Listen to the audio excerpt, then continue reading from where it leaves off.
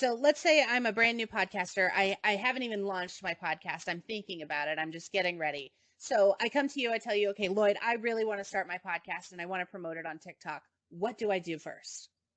The first thing I'd say is it absolutely needs to be a video podcast if you want to promote it on social, obviously. And then if you think about creating your podcast as a video first podcast, I think that's going to give you an advantage. And so, some of the small ways that that may translate is whenever you're recording your podcast, you'll do everything the exact same, but you'll want to make sure that you put your phone right next to you and record yourself via video as you are recording your podcast. And so, finding small ways like that to continue to include video in your podcast will be an easy way for you to promote your podcast on TikTok.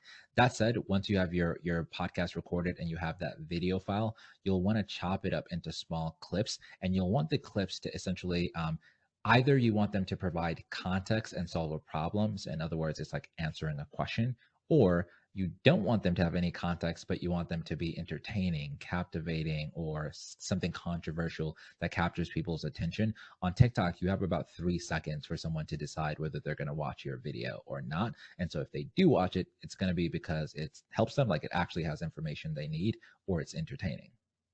Okay, you said 3 seconds. So here's what I need to know.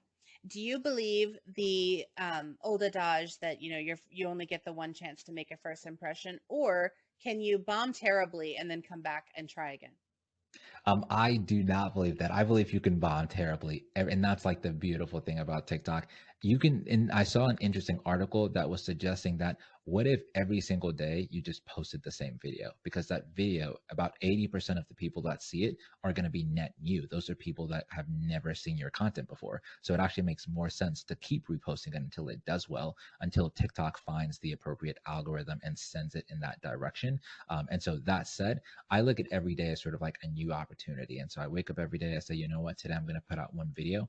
And if it fails, that's totally okay, because tomorrow is a completely different audience, and same with the next day. And so the more at bats you have, the more you increase your chances of success. When I started, I was actually doing like 7 videos a day, just because I knew that was like 7 tries per day.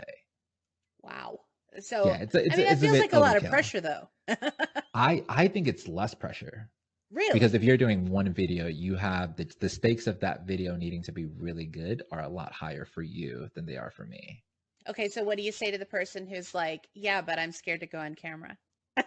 Yeah, that's a great point. I have a friend named Austin Hankowitz who's an amazing creator. I'd say about he's a finance creator, and I think he has like 500,000 followers on TikTok. I mean, he does this full time, but I'd say about maybe 80% of his videos are not on camera and the other 20% are. And so he does this weird thing where he has his phone pointed on a piece of paper and he's like writing and talking, but you never see his face. And they're so engaging, so interesting. And so I encourage people, don't let that hold you back. It's more important that you just start, because even if you don't show your face, let's just say for the first 6 months, that's still 6 months of you getting better as a creator. That's still 6 months of you trying to create an audience and a community.